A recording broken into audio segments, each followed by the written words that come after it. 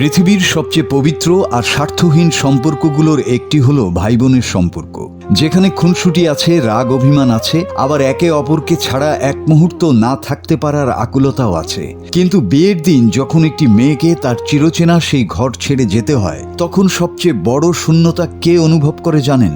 Social মিডিয়ায় ছড়িয়ে পড়া একটি ভিডিও আজ আমাদের সামনে সেই প্রশ্নটি নতুন করে তুলে ধরেছে আর কাঁদিয়ে গেছে লাখো মানুষকে। ভিডিওটিতে দেখা যায় ইরাকের একটি কুর্দি পরিবার তাদের মেয়ের বিয়ে সম্পন্ন করেছে। কনেও প্রস্তুত তার নতুন জীবনের উদ্দেশ্যে পা বাড়ানোর জন্য, কিন্তু ঠিক বিদায় বেলায় কনের পথ আগলে দাঁড়ালো তার ভাই। ছেলেটি ডাউন সিনড্রোমে আক্রান্ত। সে সমাজের নিয়মকানুন, বিয়ে বা বিদায়ের আনুষ্ঠানিকতা বোঝে না। সে শুধু এটুকু বোঝে তার আদরের বোন, তার সবচেয়ে ভরসার মানুষটি তাকে ছেড়ে অনেক দূরে চলে যাচ্ছে।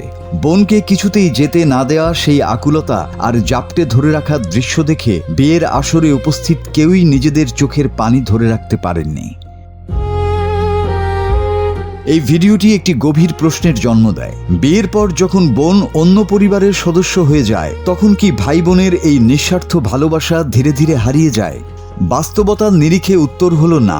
ভালোবাসা কখনোই ফুরিয়ে যায় না, বরং তার রূপ বদলায়। ছোটবেলার সেই খেলনা নিয়ে কাড়াকাড়ি করা ভাইটি বিয়ের পর হয়ে ওঠে বোনের সবচেয়ে বড় নীরব রক্ষাকর্তা।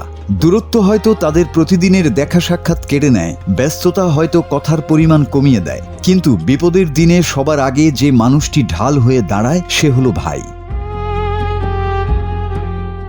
দূরত্ব আসলে ভাই বোনের ভালোবাসাকে ম্লান করে না, বরং এই সম্পর্কের গভীরতাকে আরও তীব্রভাবে অনুভব করতে শেখায়।